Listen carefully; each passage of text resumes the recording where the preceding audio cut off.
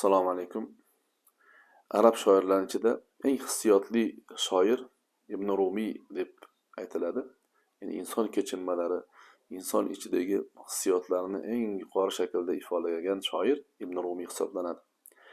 Ibn Rumiyni farzandi o'tib qolganda yozgan marsiyasi bor.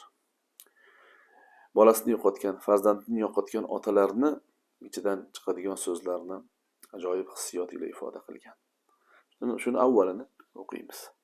بكاؤكما يشفي وإن كان لا يجدي فجودا فقد أودى نظيركما عندي بني الذي أهدته كفاي للثرى فيا عزة المهدى ويا حسرة المهدي. ya'ni ikki ko'zga xitob qiladi Ibn Rumiy. Sizni ikkalangizni yig'lashingiz menga shifo beradi. Qalbimdagi dardga darmon bo'ladi. Va in kana la yujdi.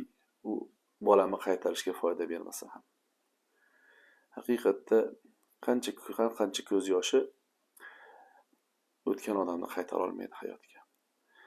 Agar bir ulug' insonning gapi bor, agar ko'z yoshlar birovni hayotga qaytarganda Madinada daryo bo'lib oqardi. Madinada daryolar oqardi. Rasululloh sollallohu alayhi vasallam uchun yig'lanardi dedi. Endi aytayaptiki, yig'langlar, o'g'limni yo'qotdim. Sal bo'lsa ham dardimga shifo bo'ladi sizni yig'lashingiz. Garchi qaytara olmasa ham foydasi tegmasa ham bolamni qaytarishga. Fajudo, ko'z yoshni to'kinglar, menga saxovat qilinglar, beringlar ko'z yoshdan. Chunki sizni naziringiz, sizga o'xshagan bir narsa meni oldimda halok bo'ldi. Ya'ni ko'zlarimdek aziz bo'lgan farzandim halok bo'ldi. Ya'ni sizlardek aziz sizga o'xshaydi. Shuning uchun sizlar ham beparvo bo'lmasdan ko'z yoshlardan to'kinglar, beringlar. Bunayyallazi ahdatu kaffaya lis-sara. U o'g'ilcham shunaqa bola ediki, u o'g'ilchamni ikkala kaftim o'zi tuproqqa topshirdi.